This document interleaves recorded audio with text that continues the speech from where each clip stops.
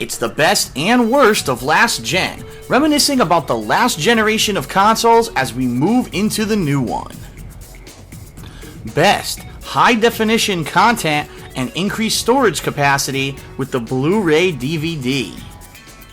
Now, I'm not about to start showing you clips of movies that I've ripped off of Blu-ray or anything like that because I don't want to get in trouble. But what I do want to mention is two particular things about the Blu-ray disc. First of all, the increased storage capacity that allowed game developers to fit more than ever before onto the game disc. For certain games, it allowed photorealistic visuals that maybe weren't going to be possible on a standard DVD. And for others, such as Grand Theft Auto 5, it actually allowed the game developer to fit the entire game on one disc.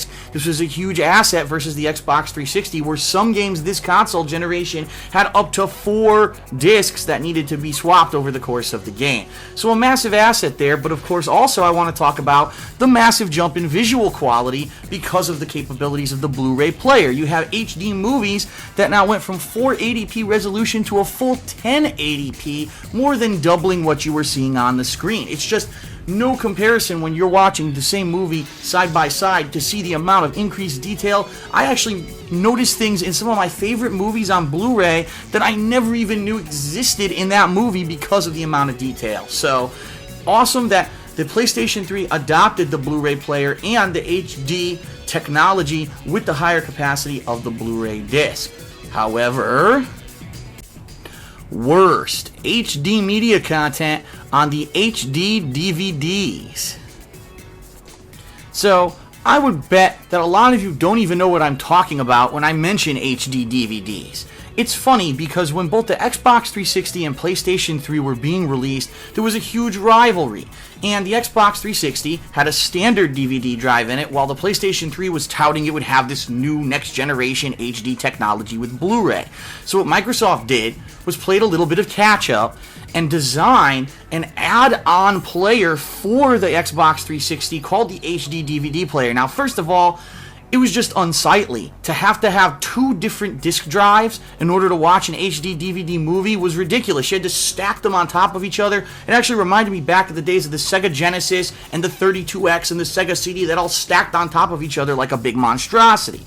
But the fact that you had to optionally go out and buy this player separately and find another way to hook it up to your Xbox 360 versus having it just included in the system like with the PS3, I honestly think made all the difference. Of course, we also know that Sony had tremendous backing from its Sony Entertainment Movie Studios and so on and so forth. But the reason that this is one of the worst things of the last gen console generation is because if you purchased anything that was HD DVD, it's completely obsolete, and within 2 years of the thing being released, this thing was on bargain shelves, the DVDs were no longer produced, and you basically pissed away hundreds of dollars.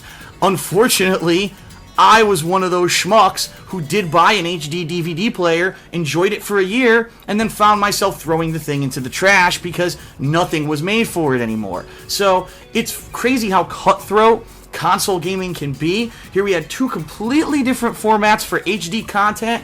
One of them really won the battle due to the resources that the development company had. The other being an add-on that was unsightly, really just didn't appeal to a lot of people. The Blu-ray won, the HD DVD lost. You probably love Blu-ray, but if you were a backer of HD DVD, you're probably still grumpy like me that you pissed away your money. Up next on the countdown, something that was only minorly dabbled in on a previous generation of consoles finally flourished on the last gen. However, it also led to a lot of misbehavior. Check it out.